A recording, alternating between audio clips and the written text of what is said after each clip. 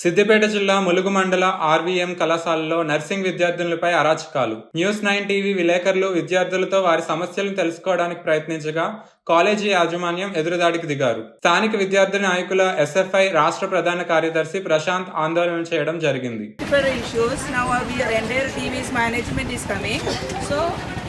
Already everything is resolved. That demand. They demand to proper guidelines in the notice. So that is the thing. No, not now. That our management already resolved the things because the people they don't know what happened inside. So we are going to resolve the things. Our management is coming.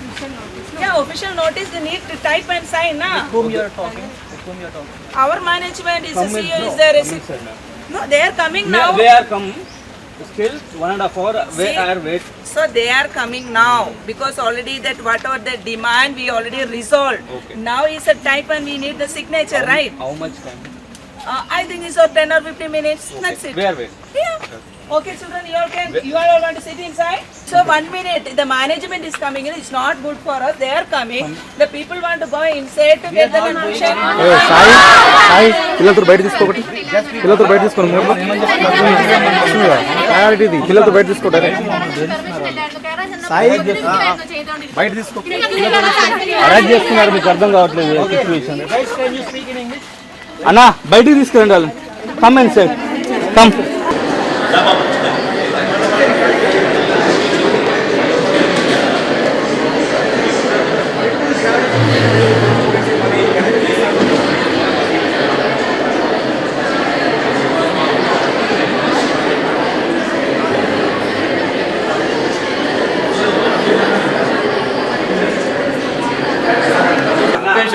Video తీసుకుంటా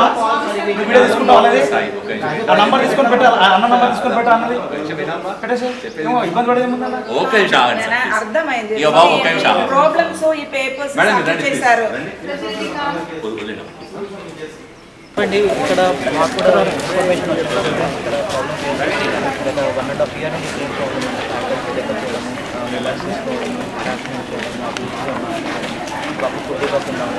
so ఇటువంటిది సంఘటన జరుగుతున్నా రక్షించుకోవడానికి ఎంత రాకుండా ఉండడానికి plus మీరు ఎట్లాంటి చర్యలు తీసుకోకపోవడం సపరేట్గా డిమాండ్ చేస్తూ ఉన్నాం.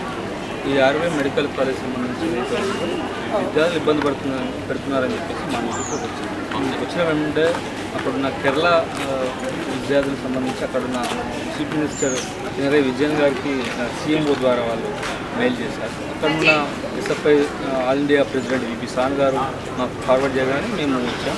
వచ్చిన తర్వాత ఇక్కడ ఉన్న సమస్యలపైన ఈ ప్రైవేటు ఏదైతే మెడికల్ కాలేజ్ సంబంధించిందో ఆ ఫ్యాకల్టీతో మేము మాట్లాడి వాళ్ళు విద్యార్థులు డిమాండ్ ఫ్రేమ్ చేశారు.